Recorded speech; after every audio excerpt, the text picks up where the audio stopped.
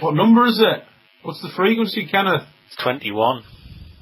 Right. Whoever thought we'd get this far? Not me. Right. There you go.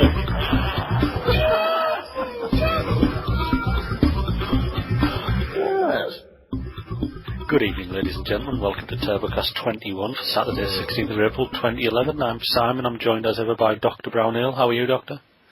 I'm in agony. Are you really? Why? I've got this incredible pain in my right shoulder. I'm not really sure whether it was as a result of swimming or a sex accident.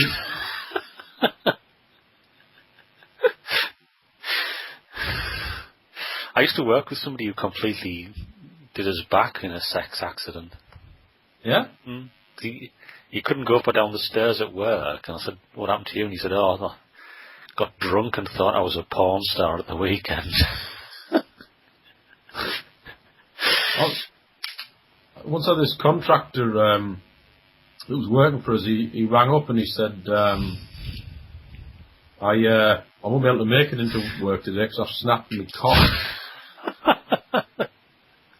I said, oh yeah, very funny, where the fuck are you? Yeah. He said, I've snapped my cock, I can't come in. I'll be off for a week. Apparently he went to some wedding or something and he was doing gymnastic sex, something to do with a wardrobe or something, and he fell off the bed and snapped it. Like in the middle or the foundation? I think it was in the middle. I think he was in and it's like bent and, snapped. Why didn't he lie and say he had a bad back? I'm glad he didn't because I thought it was really funny, but the funniest part was he was working for my company, so I had to go in and tell the boss what had happened. What exact phrase did you use? I said he can't come in because he snapped his cock. You didn't feel like sugarcoating it? Well, what can you do? What are you going to do? People snap cocks. Jim Croft. Oh, yeah. Jim Croft, do my fucking song, fucker. Yeah. Beef Wellington, thanks for doing the thing, but do my fucking song. I don't know how many people listen to this, but this is a personal request. You must know I do music. So, while you listen to this now, go onto YouTube and do a search for goreedy, Goreedy, and subscribe to my YouTube channel. Could you do that for me, please? I'll do this for you, so, it's a two-way street. Uh-huh. Just subscribe to me, and I'll be waiting for you. Manus manum. Yeah, exactly. One hand washes the other. Yeah. Reach around. I've got this itchy sensation up my cock. Really? Yeah. So, well, I haven't been doing anything naughty, it's just, I think it's just one of those things. I suppose you get like itchy feet and that, don't you? Yeah. So, it's only right you'd get an itchy pipe every now and again. A bit of irritation up the urethra. Yeah. I mean, obviously I haven't played away from one, but, old lass is a bit of a sex maniac, so you might have to edit that out. I think she stopped listening though, so just leave it in. All right. We'll go straight into digestion news before you say anything else. All right. Digestion news.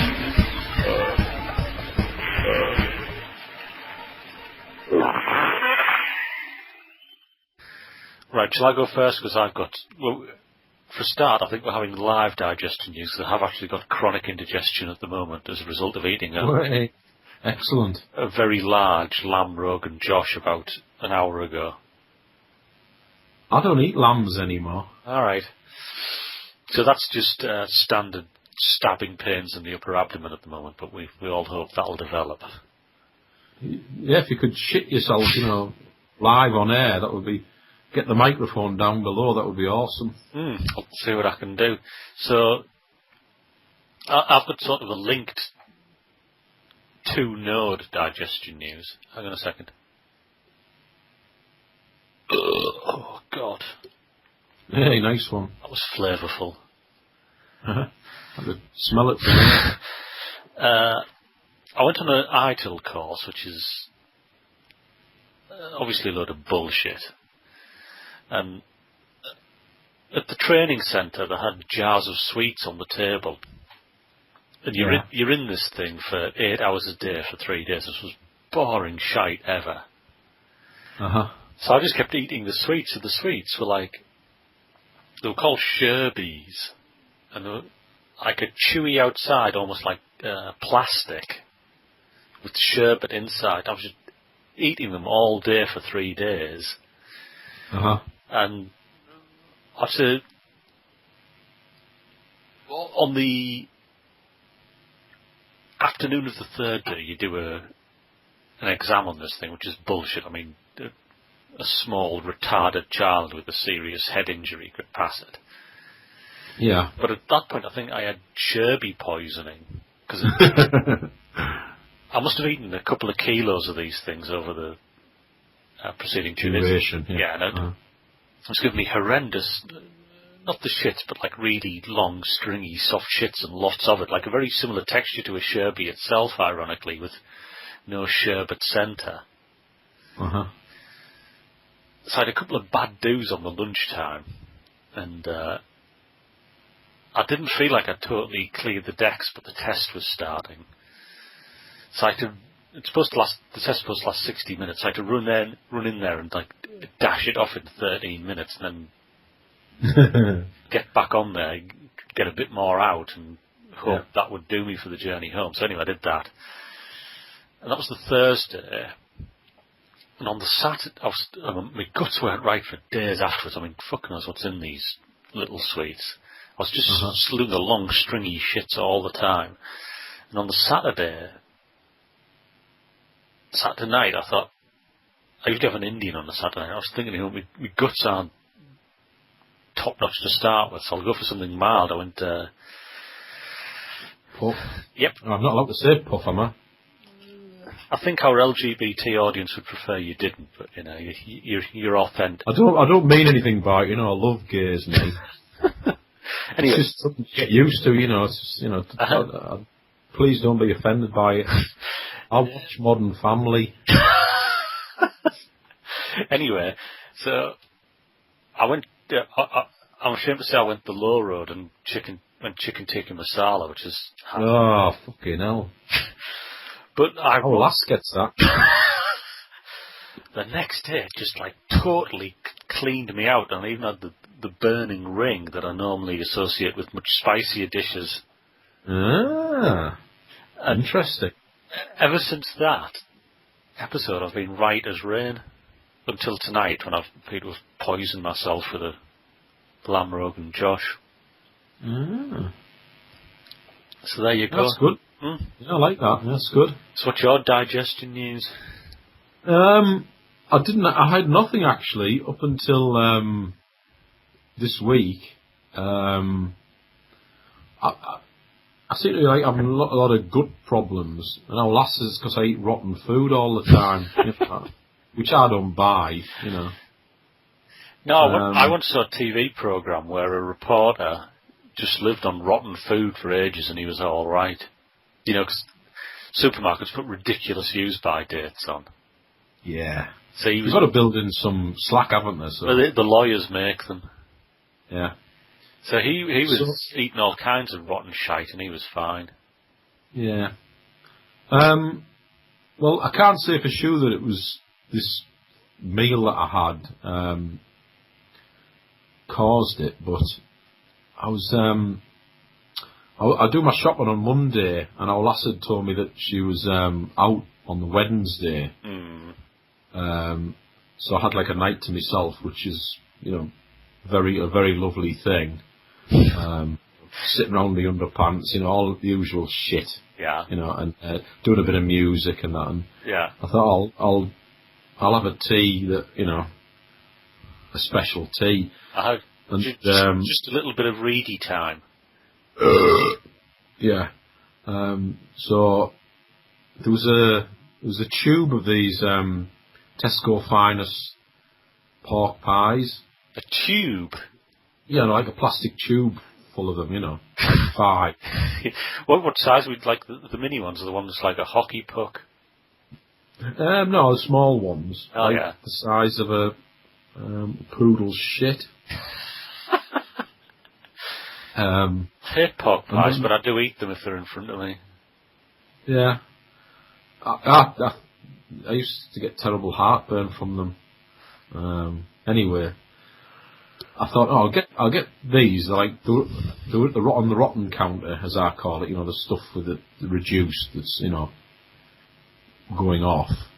And Monday was the last day they were supposed to be eaten. I also bought loads of rotten pork chops.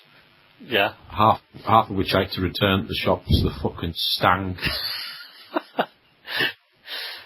Did you really take them back? Yeah, I took them back. What did you say? These fucking stink. Yeah. And she said, I'm terribly sorry. I'll refund you the full, even though they were half price because they were rotten and stinking. And she said, I'll refund you the full price. Obviously because she fancied you. Well, yeah. She couldn't make it too obvious because I was with our last, but, to me it was obvious. Yeah, read between the lines. Yeah. So anyway, I bought these rotten pork pies and I thought, yeah, they'll do for Wednesday. This pork can't really go off, can it? Oh, no, nobody's ever got ill from eating pork. Rancid pork. Yeah, so I had, I thought I'll cook them, just to be on the safe side. So I put them in the oven. I think I had 4 of them.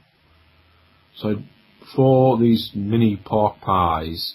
I had 4 fried eggs, a full tin of beans, and some chips, and 3 slices of bread. I think wholemeal bread.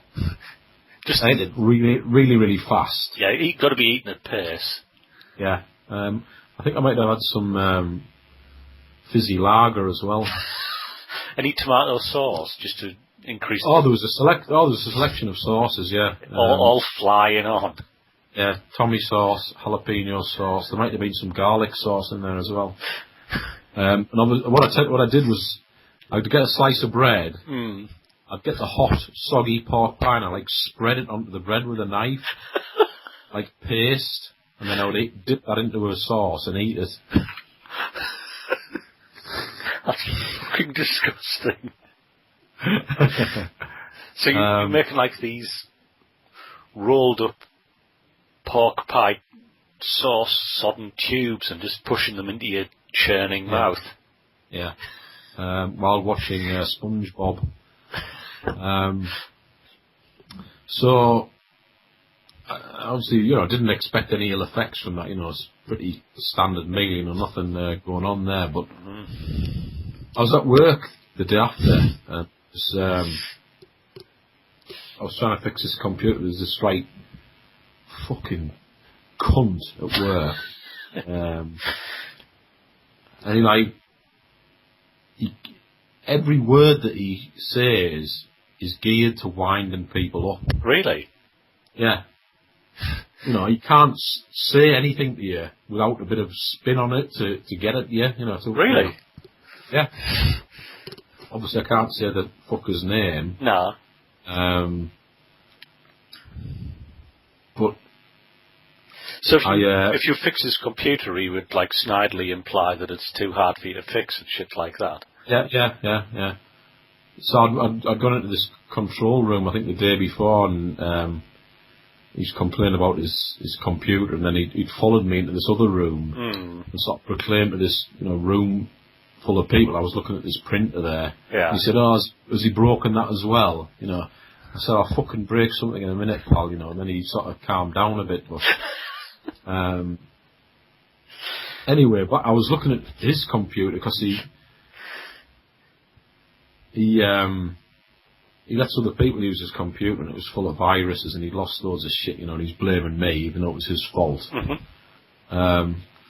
and then my guts had been like bubbling a bit. You know, I'd been, like sort of, they were active, rather, because guts are supposed to be passive.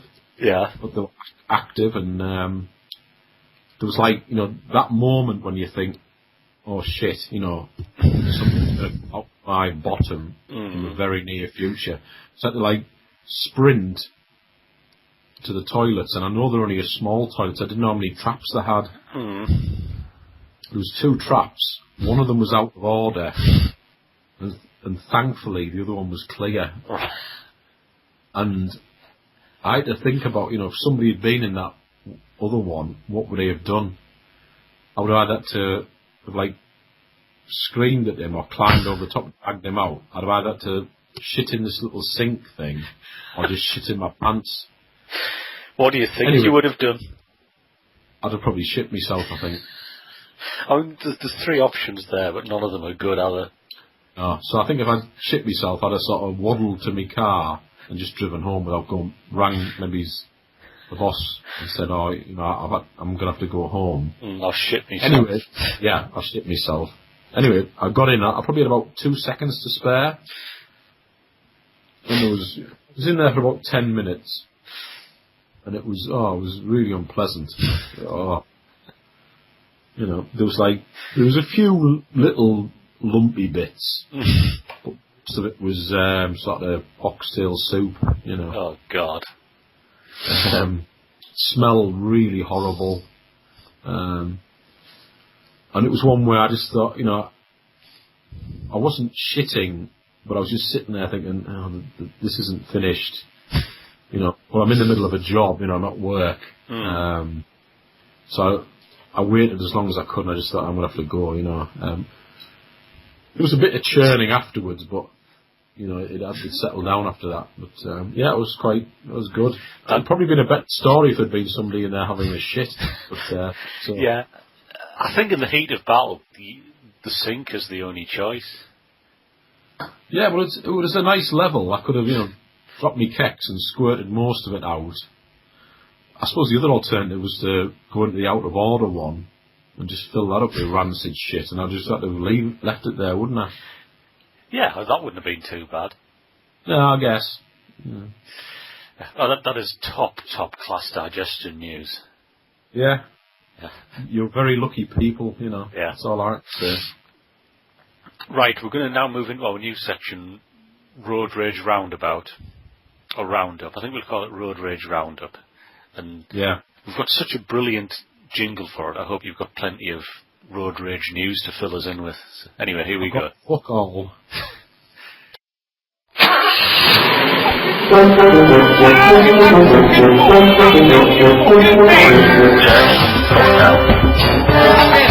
Why don't you go? Fuck yourself.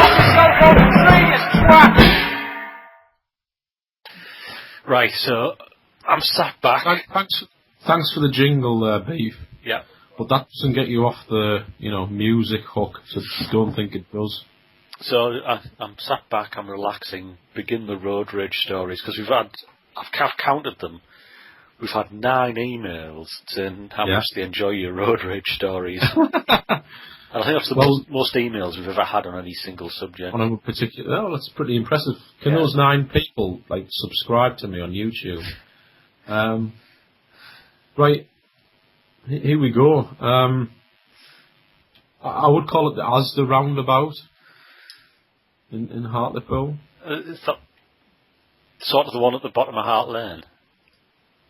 It's in that direction. It's sort of like the next one along towards the town centre. Oh yeah, I know where it is. I'm coming around the roundabout. Did I go straight on? No, I was turning right. And there's this guy on the inside. No, he's in the outside lane, and he wants to be on the inside lane. Yeah. So he was in the wrong lane on the roundabout. So he drifts across and misses me by a few inches. Complete cunt's move. So I'm like, I lean on the horn, you fucking daft bastard, and like, here's the rub, right? If he'd waved, and said, I'm a twat, If the hand had gone up. Yeah, but he gives me the fucking finger. He gives me one finger. No. Oh, yeah. No. Yeah. He gives me the finger, and that, I think, right, I'm gonna follow you, mate, and if I have to drive till I run out of petrol, I'm gonna follow you, right? Anyway, as it happened, he's obviously cutting across me because he wanted to turn left. Yeah. At the shop, so he didn't go that much further. So I thought, I'll follow you. So I followed him. And he parked. You've got the petrol, you can do it. Yeah, I followed him, and he parks up. Like not 2 minutes later. What was he driving, by the way? It was some big silver thing. It might have been one of those Vauxhall Omega, maybe. Oh yeah. Or something like that. It was a big silver thing. Yeah. I didn't see the guy. All I saw was his finger. Yeah. So I didn't know. Could have been a big bastard. He could have been, whatever. So he pulled up, and I parked directly next to him. Ran out the car. This is magnificently mental. I ran round, and he sort of. I don't know whether he gives the finger to everybody, and just nothing ever happens to him. But I ran round, and I said, what the fuck do you think you're doing, you drive like a cunt, and then you have the fucking nerve to give me the finger, what the fuck? Fucking, and he's just like a, big pile of jelly, Uh-huh. That, just, like I say, if he put that hand up and say, I'm a twat, I'd, oh, yeah, okay, mate, you're a twat. Yeah. And on we go. But it's adding insult to injury in the, I'm not going to take that, So I say, if you drive like a twat, put your hand up, don't give me the fucking finger, That was it, really. He just fucking whimpered a bit. And hopefully I've taught him a valuable lesson, I'm not a violent person. Uh-huh. But I just felt like he needed to know that, he's done a wrong thing, and he's compounded it with a very wrong thing. So there's a lesson for us all there. If you drive like a twat head, just, put your hand up, put your head down a bit, and the world would be a better place. I have a bit of a side comment here. Whenever I see anybody who's not American do the finger, I feel faintly embarrassed for them. I also, there's a couple more small incidents. A couple of people texting while they were driving. They could have been twittering. Well, whatever. So I just did the standard. One guy had his window wound down. So I got like as close as I could to him and leaned on the horn. I got like my car's got a very loud horn. He shat himself, and he's looking round, and I'm thinking, you're in that state and you're driving the car and there's this other fucking bitch, I just pulled alongside her and like just stared at her for about 5 miles, and she eventually like looked at me and chucked the phone on the passenger seat. I thought, you fucking bitch. Nothing too spectacular. Right, I don't think our listeners are going to be disappointed with those road rage stories, particularly following the bloke to Asda. That was awesome. Yeah, so I'll be expecting 9 subscriptions to my YouTube channel, and or I won't be doing any more road rage. Right, well, keep the road rage coming. I had a road rage false alarm. All right. Because I ride my bike to work now, and one of the roads I ride down is like a very quiet road through the bush. It's actually called Tranquil Drive. Yeah. And I was overtaken at very high speed by a black ute, and I heard something land on the road behind me. I thought, those fuckers have thrown something at me. Yeah. So I then thought, I hope they don't stop and hit me. Yeah. So anyway, I kept on riding, and when I got home, I realised it was actually the rear light off my bike dropping off. So if the blokes in the black ute are listening, I do apologise. For thinking bad of them. Yeah. So I think we're going to go straight into the song. Do you want to tell us something about it? I've forgotten what it is. Oh, Feel Good Song. That's the one. Yeah. This is... I do a lot of sort of not feel good songs. I do some sort of heartfelt, pretty down songs. Uh-huh. And it is well recognised that it's easy to do a down song. Is that right? Yeah. It's much easier to write a somber song than a happy song. Mm-hmm. So I thought, fuck it, I'm going to do a feel good song, and this was my feel good song. It was produced by Keith Willingham, aka Beef Wellington, Uh-huh. a big friend and supporter of the show. Do my song. He's done a fabulous job. Really happy with the song, the production. I've also done what I think is quite a funny video. It's on YouTube. I've got members of my family to sing along to it, and I've videoed them all. So that's all right. That sounds interesting. I will check that out when I subscribe. Yeah, it's quite a hoot. But yeah, I think I've had lots of good feedback about this song. I'm quite proud of it, and I hope you like it. All right, here we go.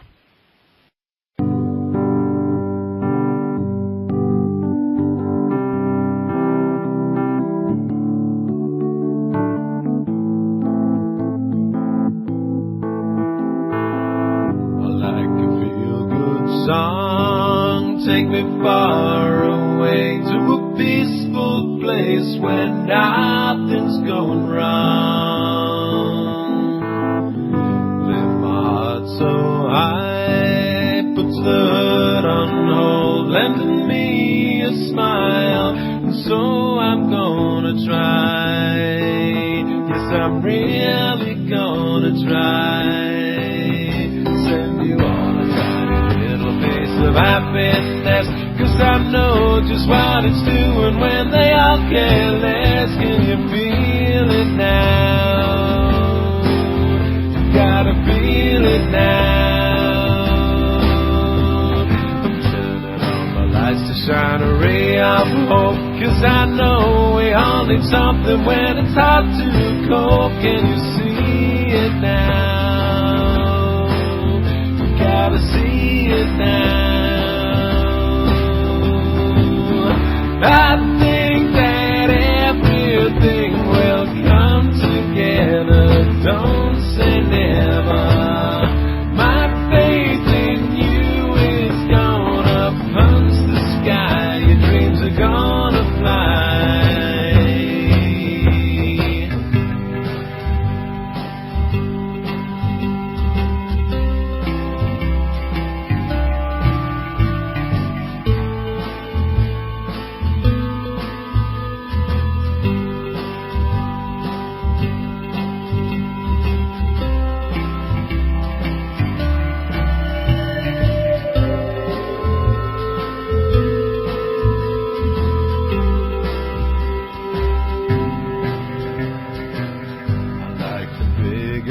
Hug makes me feel so safe, so I come back brave when the world has pulled the rug.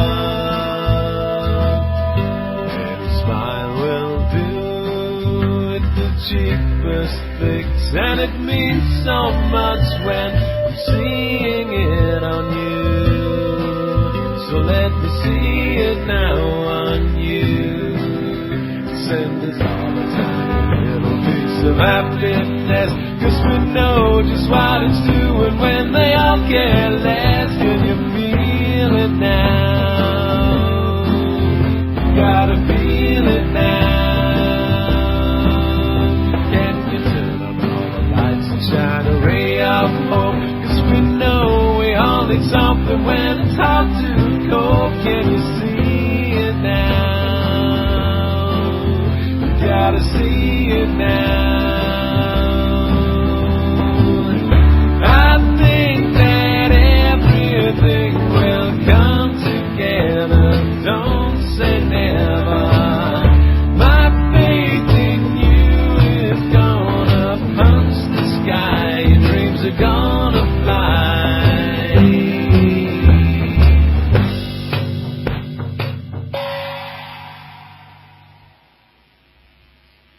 I feel good already. Yeah, I'm glad. Right, produce the diary. I've really missed the diary. Dr. Brown is daily from yesterday. Dr. Brown is day to day from years ago. Right, I'm holding the diary in my hands. What's the date? It's 16th of April. You've normally got something to say about, you work something out from what the date is, you're likely to be doing this or that, Well, if we're lucky, it'll be about Easter time. So I would think it's very likely you're not at school. Ah, this is interesting. Well, just give us 1977. Give us the year. It's April 16th, is it? Yeah. Yeah, 1977. Mm-hmm. Today, I came back from London. Oh, shit, we've just missed it. The legendary London trip. Yeah. Today I came back from London. I got my mum 4 presents. Fucking hell, so how old was it when I went to London? 10. Were you there? Oh, yeah, I went to London. All right. I remember I you wore a belted raincoat with the belt in situ for the full 4 days. No, you're wrong, because I had a cream sports jacket, which I thought was the coolest thing ever. I had a cream sports jacket. I thought I'll fit in London, no problem. The Metropolitan elite. Yeah. I also remember that I used to piss the bed at the time, so I had to put like a big plastic sheet on my bed. I don't remember that. Yeah. And I think they did it like whenever, because there was like about 6 people in our room. Wasn't Rupert in our room? Rupert Morris. Yeah, who does listen to this? Does he really? Oh, yeah. Hey, Rupert. Well, I remember they came in and like put this huge like polythene sheet over my mattress, while everyone was watching, He pisses the bed. I don't think Rupert would have said that because he was a child of some refinement. Oh no, I don't. It was a good bunch of people, but obviously that's what the person that's doing it, is saying to everybody. Yeah. He pisses the bed. Just to give people some background on this, I think it was episode 12 or 13. We had an email asking us what thing we'd most like to reread in the diary, and I think we both agreed we wanted to read the entries from the famous London trip, which was a school trip we both went on when we were 10. I wish I had some photos from that. So we missed it by 1 day, so when we're doing it next year, we'll have to try and do it. Schedule it in for that time. Yeah, around the 12th to the 15th of April. Yeah. I can remember being really homesick. But I also remember seeing Tramps, which I thought was amazing. I can remember seeing a cinema poster for Emmanuel in the Oxford Street Underground situation, which I thought was fairly incredible at age 10. Yeah, we went to see Jesus Christ Superstar. Yeah, I don't remember any of that. Yeah, I remember Beats went to see a show. Anyway, don't step on the bit because you're ruining next year's show. Right, okay. Right, we'll move on to 1978. Yeah. At Tracy's party, I cut my back. Today we played rounders for a few hours. Couple of hours of rounders with a cut back. Yeah. Passes the time. I wonder how you cut your back at a party. God knows. If only we knew. We'll never know. No one will ever know.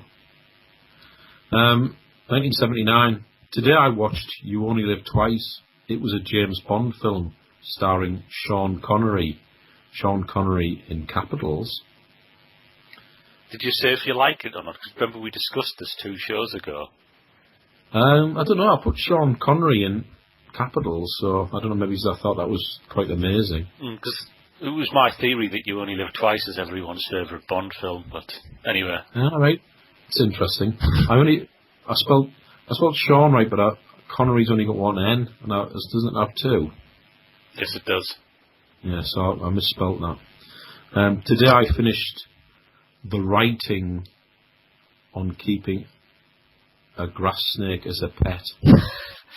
And did you ever get to do that? I didn't know, but that was I remember that quite clearly. It was a project for a school. All right. I think I've still got the project. Is a grass snake a true snake, or is it one of these lizards with no legs? I think the grass snake's a true snake. I think you're thinking of a slow worm. All right. 1980. Had a big music test on a load of things. I reckon I did crap. I was complimented by Mr. Waller for the excellent marks I had attained for my homeworks over the last couple of weeks. That's very lucid English for one so callow. Well, that is my forte, I think, the written word. 1981. I played snooker with Kenny, David and Michael. I beat Kenny twice, would have beaten him a third if not for cheating, and we drew another. I watched no snooker. The English winner of the Euro Song Contest being number one for a bit. Who would that have been? Bucks Fizz. All right. 1981. Good Eurovision knowledge. Lodgy will be pleased. Yeah. That's a great diary section. I love that. Yeah, that was. It had it all. How do you cheat at snooker? I don't know. I thought it maybe said chatting. Maybe just because I was chatting. No. Would have beaten him a third if not for. No, it's definitely cheating. And we drew another, so. Cheating bastard. Right. There you go. Great diary entries. I enjoyed them. I'm actually putting an alert in my Google Calendar for 12th of April next year to make sure we do a show sometime over the 4 days of the London trip. Yeah, that'd be awesome. Right, we're going to go straight into the turbo sack now. The turbo sack.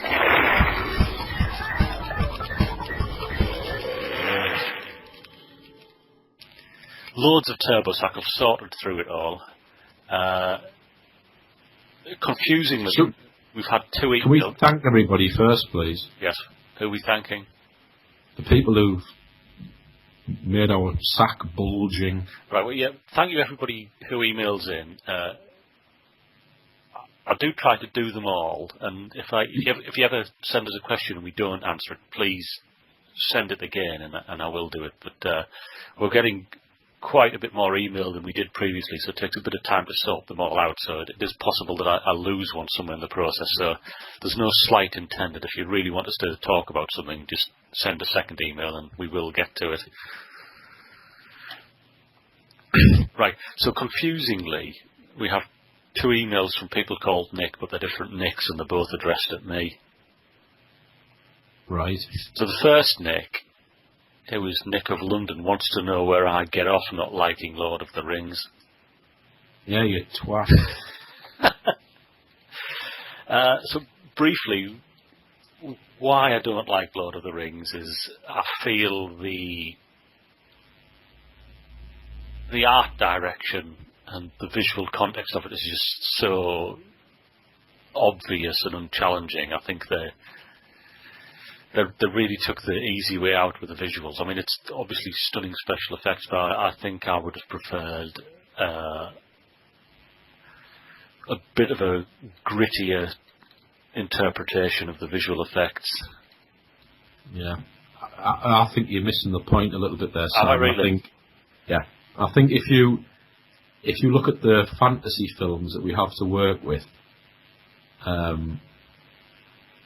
this is so far above everything else in the genre. Yeah, because fantasy films are generally, not taken seriously and are low budget and the shit. I think this is just so much better than everything else that, alright, it's got shortcomings, nobody's going to say, they're perfect and they're great, but I think you just have to say, it's so much better than everything else. I love it, and just hold back on the criticism. That's obviously my opinion. You're entitled to yours. Yeah, I will say I have a lot of hope for the Song of Fire and Ice HBO miniseries, which is fantasy, but I think it's got a much darker tone and more adult themes. So the books are absolutely fantastic, and I commend them to everybody. I think I even got as far as making you a DVD with the audio books on, but you didn't listen to it. Yeah, that's correct. Guilty as charged. But have you search out the trailers, because it looks absolutely fantastic. Right. Sean Bean's in it.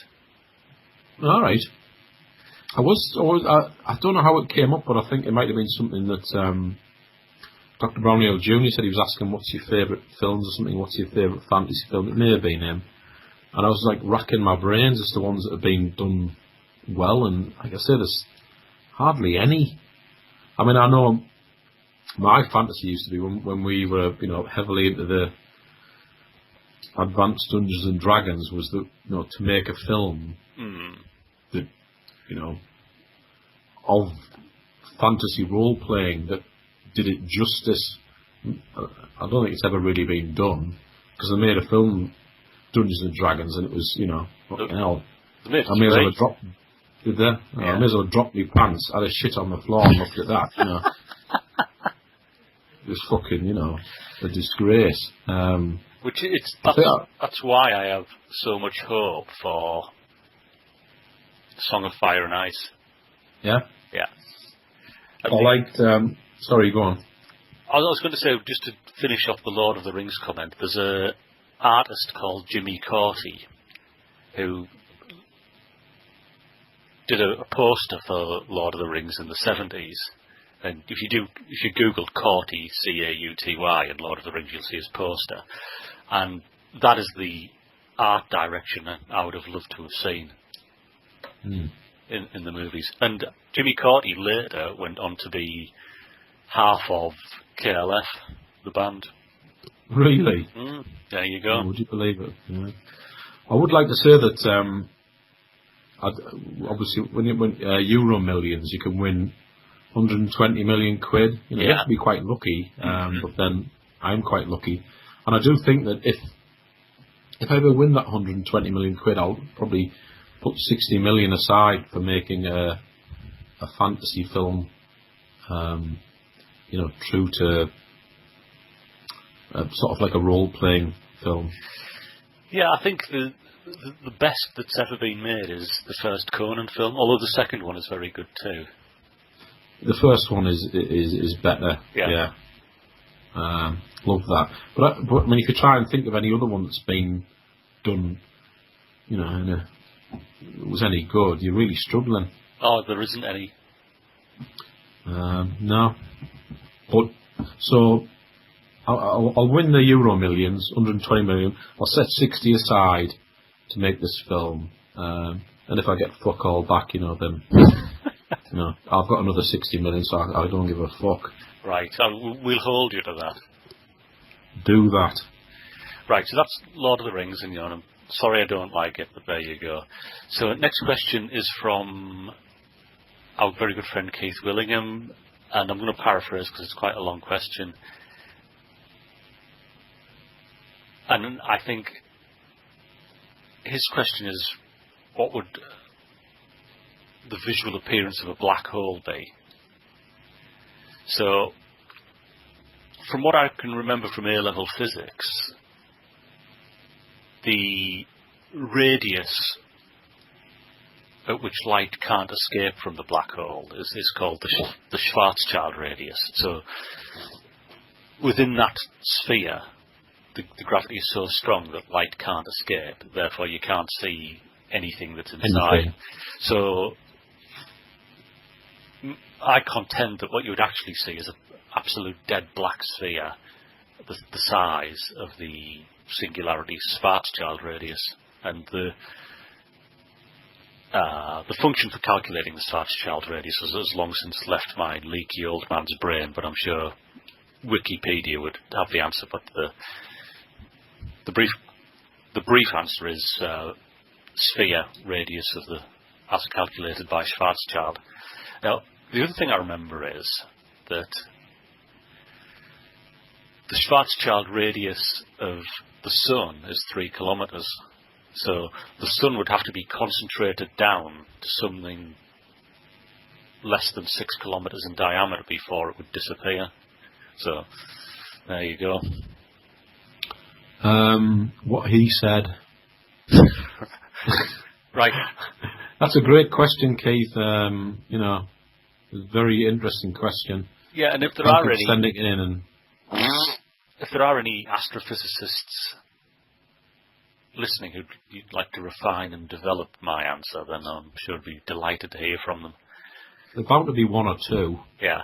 So we've got 2 questions left. One is very much home court advantage for me. Do you remember when we got a question about online dating and you were able to expound as if you were doing a PhD thesis defense on it? Yeah.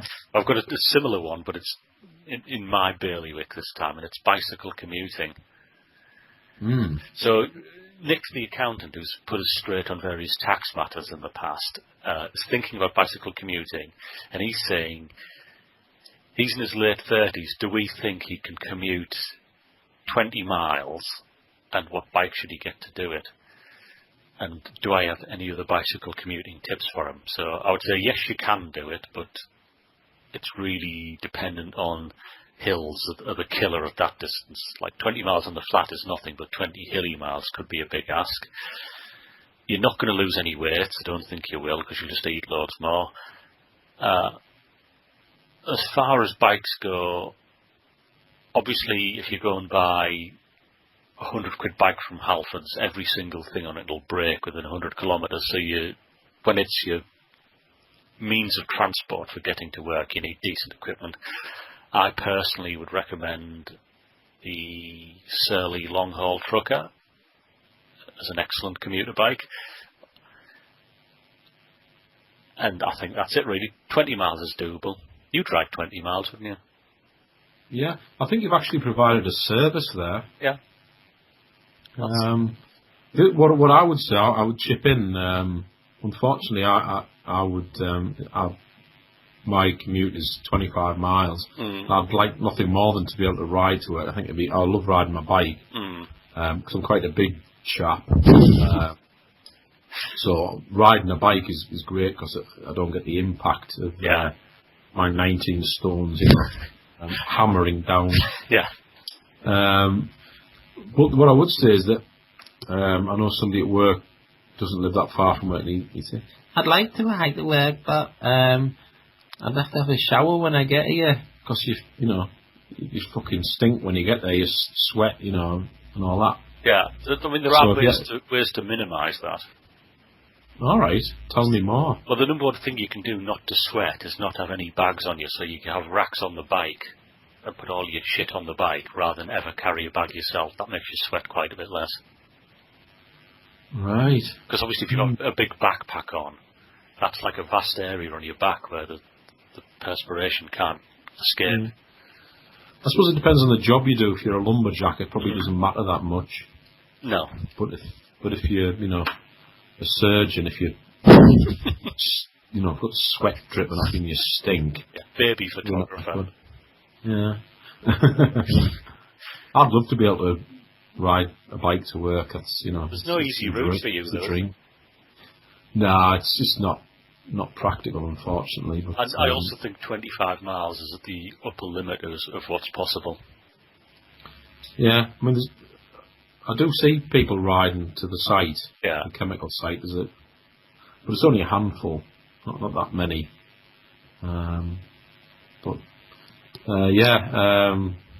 If you can do it, Nick, good on you. Yeah, do it and let us know how you get on, because I have a 35-minute bicycle ride to my new job, and it's travelling to work used to be the worst part of my day, and now it's the best. So I thoroughly recommend it. And if you do happen to get killed, Nick, don't come crying to us. It's your decision at the end of the day. Yeah, just keep it safe. Yeah. Yeah. So, final question. I think we'll both have something to say on this. You know our old friend Icarus, whose life we've ruined with previous advice. Oh yeah, I thought that was Nick, but you know. No. Nick's Icarus just seems to get himself in ridiculous situations, make really bad decisions, then blame us. Do we know where is he UK based? Or has that ever come out? I've never actually traced his IP address, but from his use of English, he's certainly a native English speaker, and I'd say almost certainly British. All right. So, the Icarus story so far, his wife went to Canada on business. He had an attraction to the next door neighbour. He claims we told him to bone her, which we deny strenuously. Mm. Then he was bullied at work, and we told him to leave his job, which he claims to have done, and he's now unemployed. And again, he's a little bit dissatisfied with the advice we gave him there. It's not like he's fucking paying for the fucker. Fucking hell, what's he want? They're not consultants, man. So now, do you remember the wife who went to Canada, she wasn't his wife, his long-term partner, and he split up with her because... No, of course I don't remember. we told him to sleep with the next-door neighbour. Yeah. He now thinks, he doesn't say that he knows, that his best mate has asked out the ex, and he says, what should his attitude be toward the mate? His best mate wants to bone his ex. Yeah. Yeah? Yeah. That's...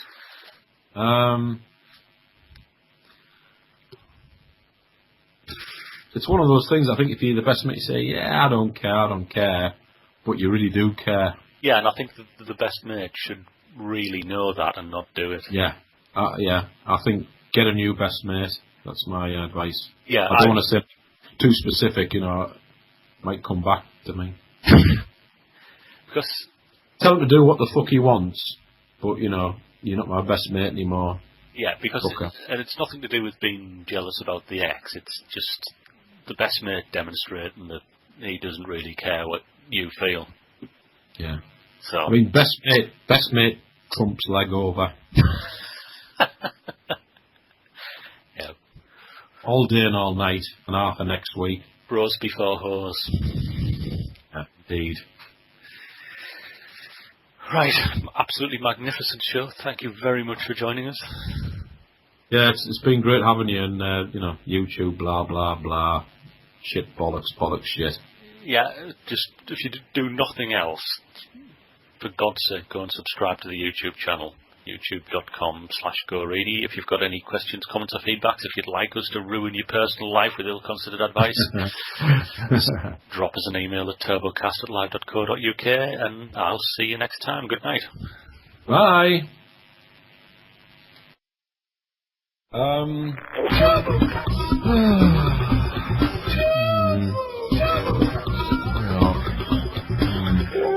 I think that's enough, don't you?